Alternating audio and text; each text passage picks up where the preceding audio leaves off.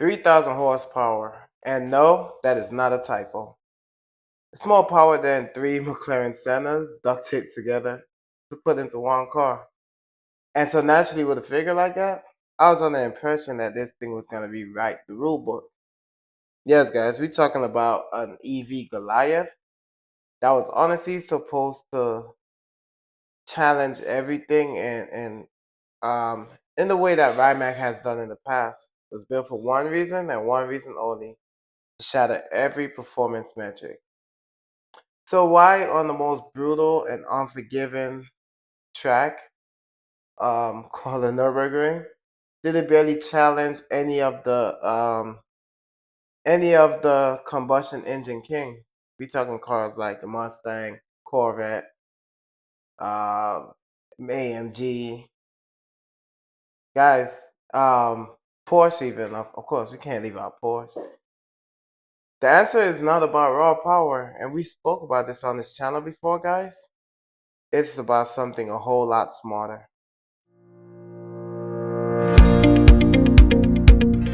Yes, this is the BYD Yangwang U9, guys.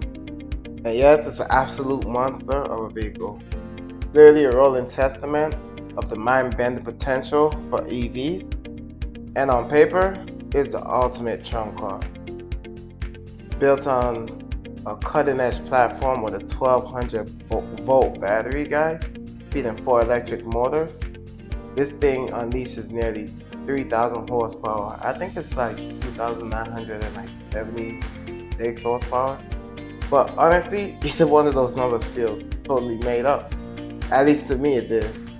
So, in a straight line, guys, honestly, that car is as terrifying as those numbers suggest it is. So it's not just a theory, that number is not made up. A special version of that U9, the Extreme, it just recently snatched that record away from Bugatti, hitting a top speed of 308 horsepower, guys. And honestly, that didn't just break the EV record like we thought it would. It broke all records, making this the fastest production car, taking that record from the Chiron Supersport 300. So, next up, the obvious stop. It was the obvious target, guys. And it's a one to me that truly matters.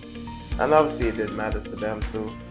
But the ultimate proving ground, called the Green Hell. The Nürburgring Nordschleife, guys, is a place where spec sheets and hype go to die. And honestly, this is where engineering greatness comes to prove itself, and it's where their greatness is forged. So the expectation was honestly crystal clear. With this much power, the U9 was supposed to rewrite what we define as fast and be the new definition of speed even is.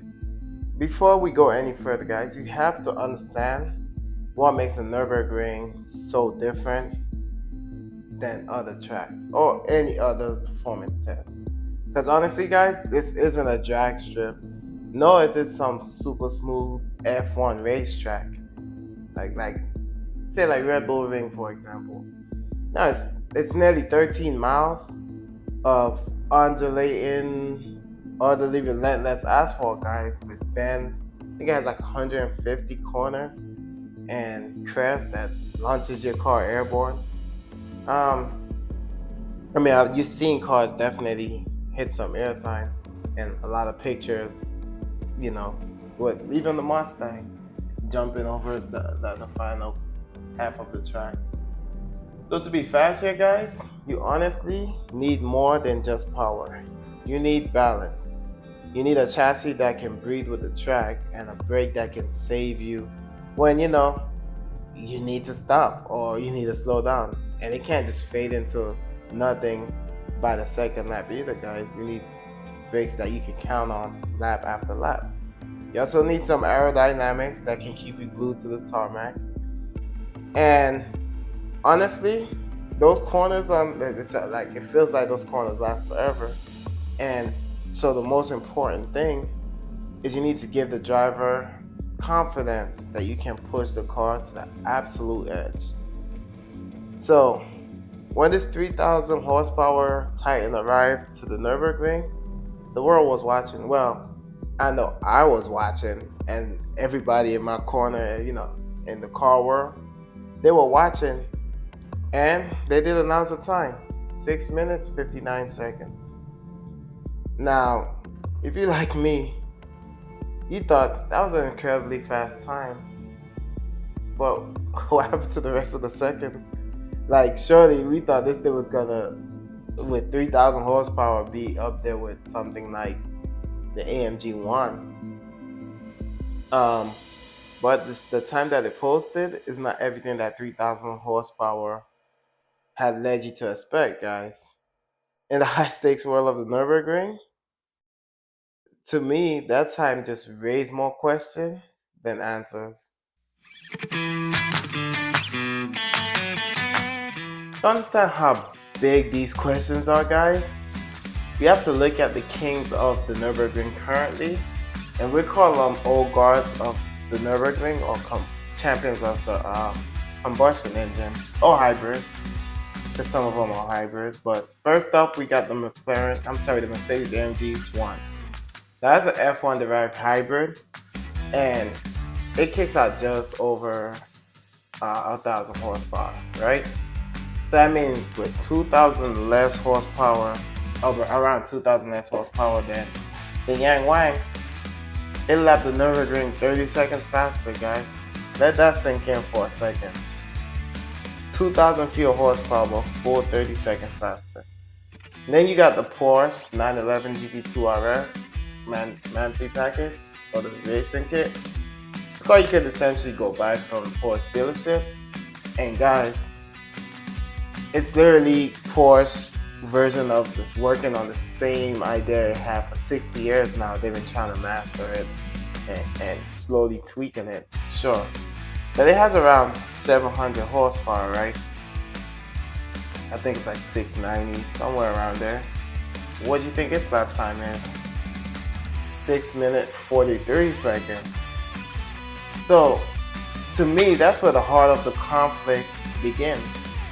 How could cars with less than a third of the horsepower be so much faster, comprehensively faster? This is where I stop looking at spec sheets altogether and start digging into the hard engineering, guys. So to me, this is like the ultimate showdown between clever engineering, holistic design, versus just brute force.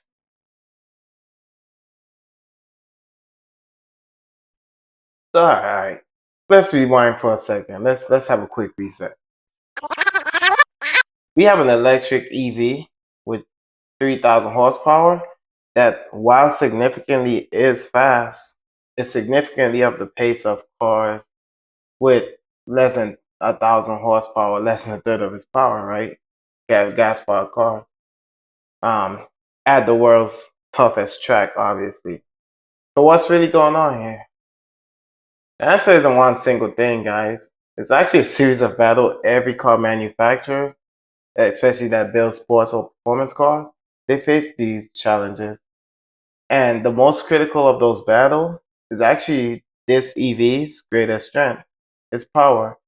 Power becomes its greatest weakness. So, guys, to me, the fight for the Nürburgring glory comes down to three main things: weight, heat, and dynamic. So, first, to me, the most important, you've heard me say it on this channel many times before, guys, is the battle against weight. Guys, it's the invisible enemy of performance. It literally is. So think of it like, I don't know, like say a heavyweight boxer versus a marathon runner. The boxer has incredible power and he can pack a pound into one punch, but if you ask him to run 26 miles, we all could imagine how that, we don't need an equation for that, right? So the EV to me with its massive battery is the heavyweight boxer, guys. I think they said the U9 tips the scale at a whopping 5,467 horsepower. Guys, that mass is a relentless anchor. I mean, just think about it. Every single braking zone, that car is gonna punish the brakes and just light up the tires. You probably, if you watch the Nürburgring, you will hear it, guys. It tortures the tires, and in every single corner, inertia desperately tries to pull that car off the track. And you can see through fast chicanes. This is like the most visible thing you can see when you look at the lap time. The car doesn't want to turn through the like quick, doesn't want to change direction. It looks very, very sluggish, guys, and that mass makes the car unwilling to change direction at all. A lot of gas cars like Porsche, they're very nimble athletes, guys. They carry much more speed into the corners, so you can brake later. You can dance through turns without being as heavy as an EV. The EV just cannot match that, no matter how much power they put into their vehicle. And second to me is heat. So heat is a silent killer of lap times, and pushing nearly 3,000 horsepower through any powertrain, it's gonna be pushing it to its absolute limit, especially when you talk about for 7 straight minutes. That's an astronomical amount of heat. And honestly, guys, EVs are fantastic at delivering power instantly and giving you that instantaneous acceleration that everybody loves about EVs. But sustained high power output is their kryptonite, guys. As temperatures climb, the brain inevitably tells the car stop pulling power back so you can protect the high or the expensive parts that makes the EV so awesome if you're a fan of EVs. And so that's called thermal throttling. And so while the U9 might be 3,000 horsepower when it left the pits, do you really think it's 3,000 power halfway through that race? It's highly unlikely. Gas cars, by contrast, guys, over centuries of endurance racing heritage, have perfected their cooling, and they're built to manage consistent power lap after lap after lap. So the final battle, guys, is definitely the least tangible, at least to me, but it's definitely important, is the chassis dynamic. Now, this is the science and the soul of a car, right? It's the art of making the car feel like the extension of the driver. So Porsche has spent decades perfecting this. You see, they still using the same formula for over 60 years with the 911. AMG literally brought you an F1 car for the road. It's using active aero and it's generating pressure downforce. Now, the U9 does have some trick tech to help fight its disadvantages, guys. Namely, it's what's that called? The Daihatsu it's a suspension system they use. I think it's called Daihatsu X Active Suspension. But it's an advanced technology working to tame the problem of its immense weight. Because, I mean, it have to, guys. But to me, this is just a reactive solution. Whereas Porsche and Mercedes, their solution is more proactive. See, the entire design and philosophy is built around lightweight focus.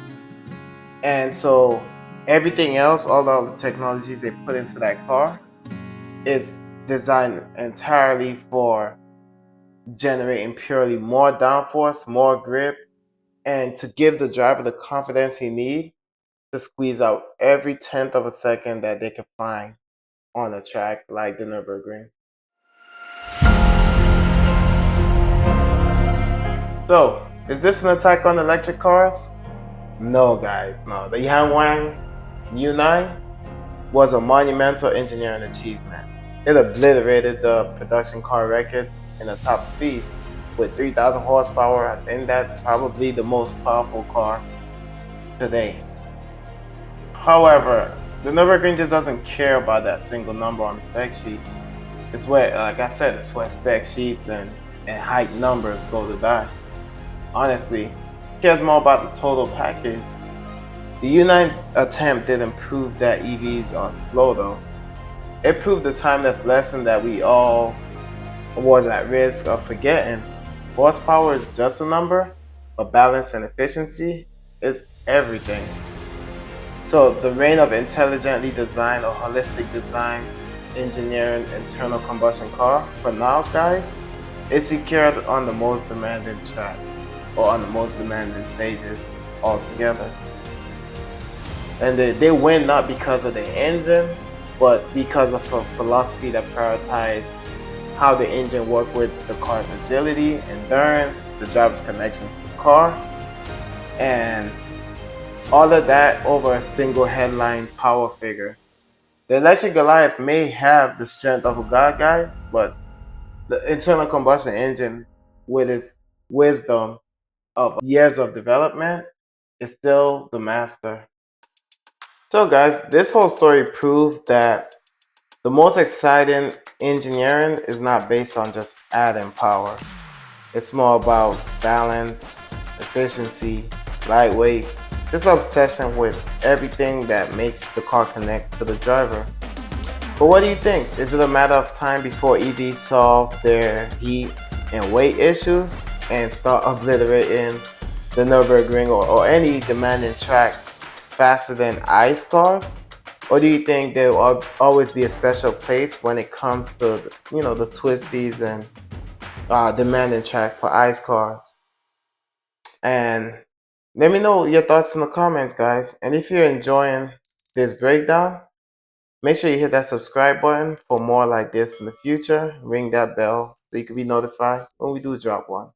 Thank you, guys.